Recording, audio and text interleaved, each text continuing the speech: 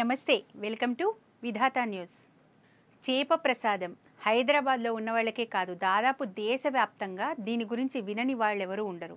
ప్రతి సంవత్సరం మృగశిర కార్తెలో బతిని సోదరులు ఉబ్బస వ్యాధి ఉన్న వాళ్ళ కోసం ప్రత్యేకంగా ఇది చేప ప్రసాదాన్ని ఇస్తూ ఉంటారు.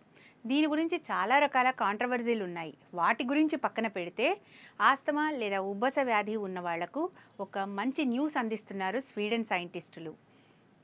ఊపిరితిత్తులకు సంబంధించిన సమస్యలన్నిటికీ చక్కని పరిష్కారాన్ని అందించే దిశగా జరుగుతున్న రీసెర్చ్ కొంత సక్సెస్ అయిందనుకోవచ్చు. అందుకే ఆస్తమా పేషెంట్లకు ఇప్పుడు మంచి మెడిసిన్ రాబోతున్నది.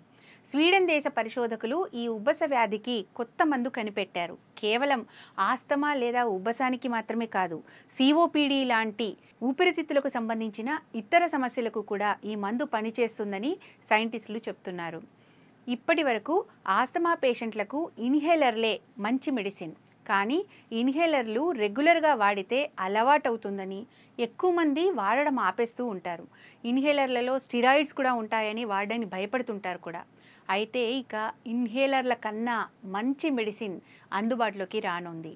ఒక కొత్త ప్రోటీన్ నుంచి మెడిసిన్ ఇప్పుడు తయారు చేయబోతున్నారు కెరోలిన్స్కా ఇన్స్టిట్యూట్కి చెందిన సైంటిస్టులు. క్యాన్సర్ చికిత్సల కోసం వీళ్ళు చేస్తున్న పరిశోధనలో ఆస్తమాకు కొత్త మందు తెలిసింది. క్యాన్సర్ కణాలను దెబ్బతీసే ప్రోటీన్ పదార్థం నుంచే ఈ ఉబ్బస వ్యాధికి మందు కూడా రూపొందించవచ్చని ఈ పరిశోధనల్లో వాళ్ళు కనుక్కున్నారు. సో ఆస్తమా వల్ల శ్వాస మార్గాల్లో కలిగే ఇన్ఫ్లమేషన్ను ఈ కొత్త ప్రోటీన్ పదార్థం నిరోధిస్తున్నట్టుగా ఇందులో వాళ్ళకి తెలిసిందనమాట. సో ఈ కొత్త మందును ఎలుకలపై ప్రయోగం చేసి సక్సెస్ అయ్యారు. ఇక మనుషుల్లో కూడా దీన్ని టెస్ట్ చేయాల్సి ఉంది. ఇక ఇది మెడికల్ మార్కెట్లోకి అందుబాటులోకి రావాలంటే మాత్రం మనం కొద్ది రోజులు వెయిట్ చేయాల్సిందే. సో తొందరలోనే asthma, chronic obstructive pulmonary disease ఇలాంటి వాటికి మంచి చక్కని పరిష్కారాలు అందుతాయని ఆశిద్దాం.